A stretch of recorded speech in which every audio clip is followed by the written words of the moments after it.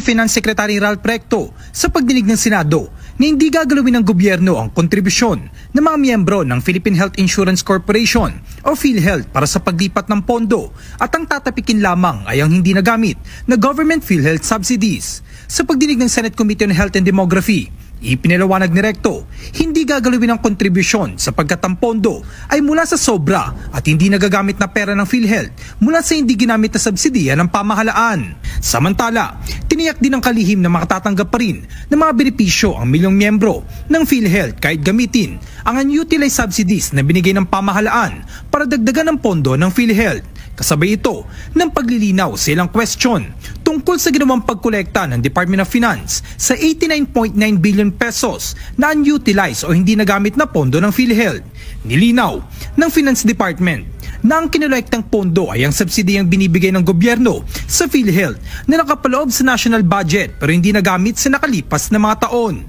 Ayon kay Recto, may 500 billion pesos pa sa benefit chest fund ng PhilHealth at ayon mismo sa PhilHealth ay labis-labis at kasya ito sa mga bayarin para sa multi-year claims. Dodoblehin din ng PhilHealth ang benepisyo para sa miyembro na na-stroke at pneumonia na hanggang 76,000 pesos. Dadagdagan din ang limit para sa breast cancer treatments para sa mga kasapi ng PhilHealth ng 1,000% kung saan gagawin na itong 1.4 million pesos mula sa kasalukuyang 100,000 pesos. Una, sinasabi nila na iligal ang hakbangin ng DOF sa pagkolekta ng mga natutulog na pera ng GOCCs, partikular na ang PhilHealth. Hindi po ito iligal. Ito po ay naayon sa batas na Republic Act No. 11975 o ang General Appropriations Act of 2024. Tumatalima lang kami sa batas na pinagtibay ninyo. At hindi automatic na naming ini-implement ito dahil binisisi muna namin kung may merito ba ang kautusan. Dumaan muna ito sa masusing pagrepaso ng DOF para malaman kung makakatulong nga ba ito sa paglago ng ekonomiya, kung ito ba ay legal. Nakipag-ugnayan rin kami sa GCG at sa abogado ng mga GOCCs, ang OGCC, at mayroon kaming nakalap na mga pabor na legal opinion galing sa OGCC at COA. Inihayag naman ni PhilHealth President and CEO Emmanuel Ledesma, masugid sila sa pag-ayos ng health packages kaya ginagamit nila ang 500 billion pesos PhilHealth funds. Sumunod din anya sa General Appropriations Act ang kanilang paglipat ng pondo sa national government. Ikinalugod anya ng PhilHealth na makakontribute sa pangangailangan ng pamahalaan sa pamagitan ng kanilang sobrang pondo, lalo't hindi ito bahagi ng reserve fund kundi subsidy mula sa gobyerno. Our transfer of funds was in compliance with the General Appropriations Act and the implementing circular number 03-2024 issued by the Department of Finance. Before we effected the transfer, we have sought guidance from relevant bodies, from relevant legal bodies that have authority over PhilHealth and have come to understand.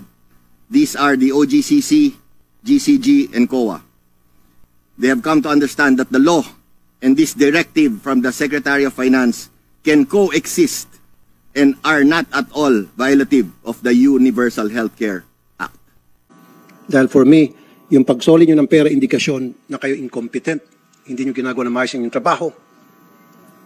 Nagpapakita kayo na wala kayong diskarte, hindi kayo nag-isip. Maraming salamat, Mr. Chair. No, PhilHealth, sa health po, tulong sa mga mahirap.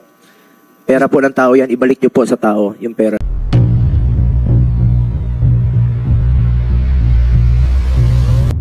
Chair, sa biglang tingin at biglang rinig, ang pagsoli ng PhilHealth ng 90 billion sa National Treasury ay isang indikasyon na sila ay gumagawa ng maayos at malinis na trabaho. On the other hand, if you look deeper, it will appear na ang PhilHealth ay incompetent, tamad, at hindi nag-iisip. As early as May this year, nagsoli na ang PhilHealth ng 20 billion, 20 billion.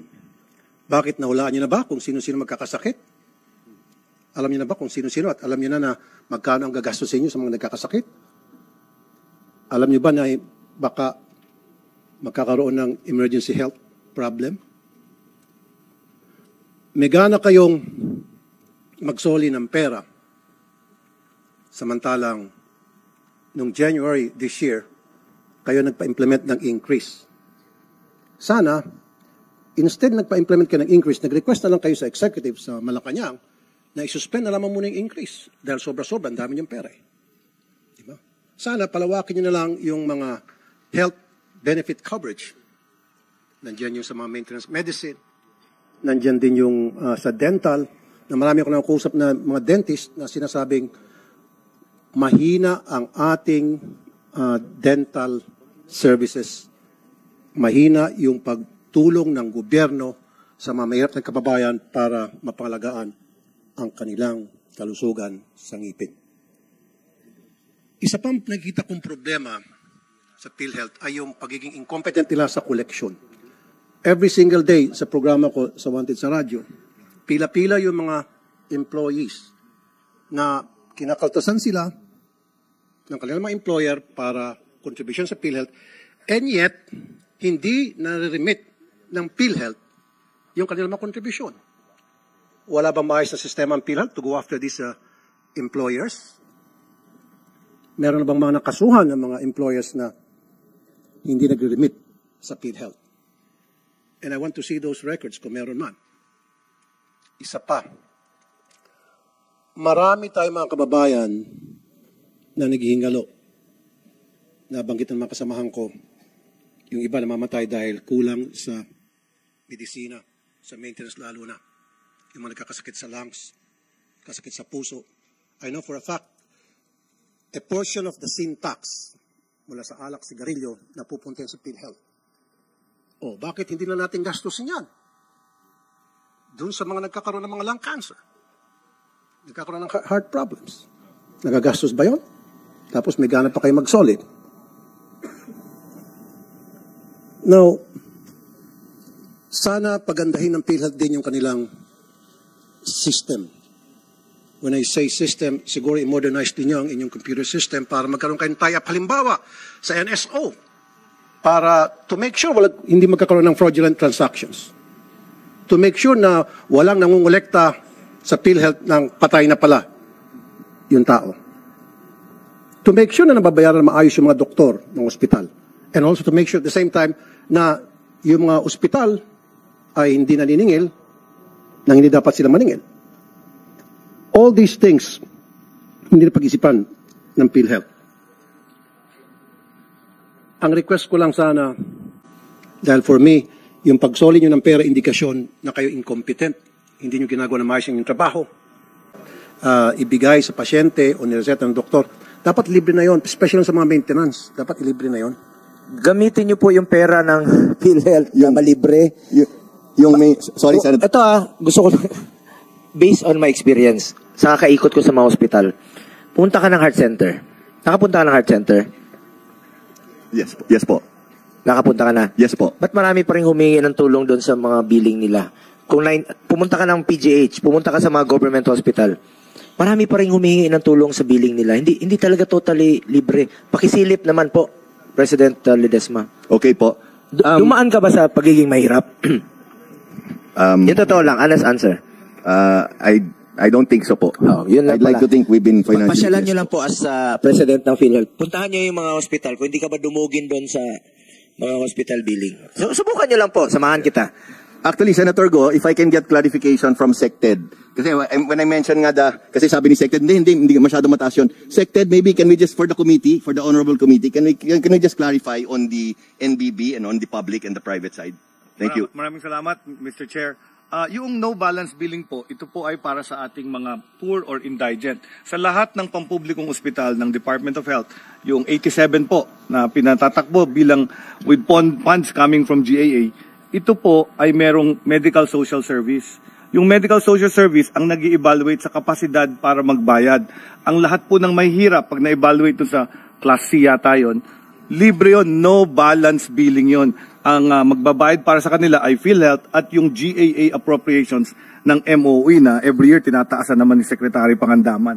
Alam ko, tinaasan na naman niya sa NEP. So, mali din yung sinabi ni Professor Dance na PhilHealth lang ang nagbabayad ng individual-based care. yung taxes po natin na inilalagay natin sa government hospitals ng DOH at yung sa government hospitals ng LGU, yan po ay ginagamit sa individual-based care. Pag sila ay mahirap, dagdag yan, so 40% lang yung sa PhilHealth, actually less than 20 pa nga actually dahil sa mahal ng ibang gamot at test. Ang karamihan yan ay yung GAA na ina-appropriate para sa maintenance operating expenses, MOOE, at yung PS, kasi wala namang professional fee ang doktor sa gobyerno. So yung sweldo nila, yan po, pondo po yan. Ang sumasagot sa individual-based care ay ang national government po. Kayo po, yung Senado at ang Kongreso na nagbibigay ng pondo sa aming mga pampublikong ospital para magbigay ng serbisyo. Ang PhilHealth, yun lang, may support value lang siya. Pag mahirap, yun ang no balance billing. At hindi naman lahat, karamihan naman ng nagpapatingin sa aming government hospital, government employee din sa heart center. Kung minsan, hindi talaga ma-afford ang heart operation sa private hospital. So ang only option nila, magpa-opera sa heart center at iba pang DOH hospital na kaya gawin yung angiography or open heart surgery. Pero may bayad pa rin. So yun yung gusto nating mangyari sa universal health coverage. Lumiit yung out-of-pocket. Very important talaga na ang magtutulong dito, lumaki yung subsidiya ng PhilHealth sa pagbayad sa mga ospital. Yung services po galing sa ospital. Yung PhilHealth, tagabayad lang po yan. So ang serbisyo po, Department of Health at local government hospitals ang nagbibigay ng serbisyo. Secretary, at the end of the day, billing pa rin ang pinag-usapan dito. Executive Director Aventura, sa inyo, sa heart center, di ba maraming nagpapabypass sa inyo? Opo. Maraming nagpapa-angiogram sa inyo? Opo. Magkano po ang billing nila pag lumalabas sila? Halimbawa lang. Sige, isa pong angiogram, ang costing yan pagka-pay, mga 50 to 70, depende kung anong kwarto po. Plus professional fees, magkano po? Kasama na po doon. 70. Magkano sinasagot ng PhilHealth? Sa mga 10, 20, mga ganun. 10, 20? Yung 50,000, saan nila kukunin?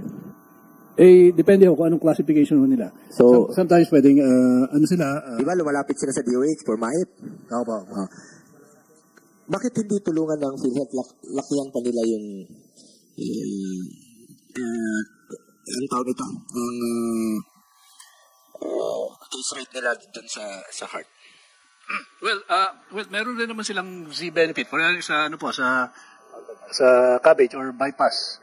May Z-benefit po sila. Ang ginagawa nila is nagbibigay ng almost 550,000 para sa sa magpapa-bypass. Pag naniniwala ka tulong talaga yung naghahanap pa sila ng paraan, no?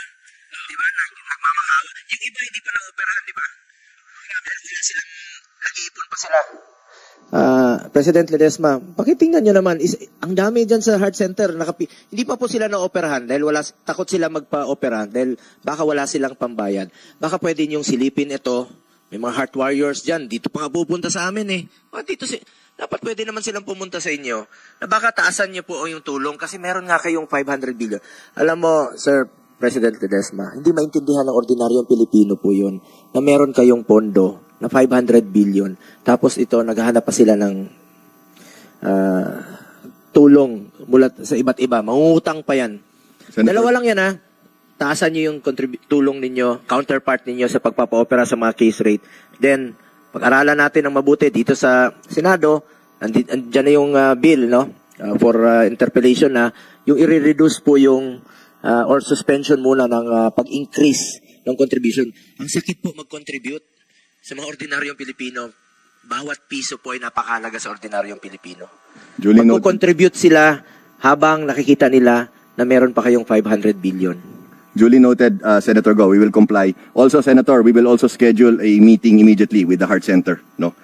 Sa schedule po namin yan. We will see how we can move forward po. Hindi lang po sa Heart Center, NKTI, yung mga nagpapa-transplant, dialysis, punta ka ng lung center, punta ka sa children's hospital.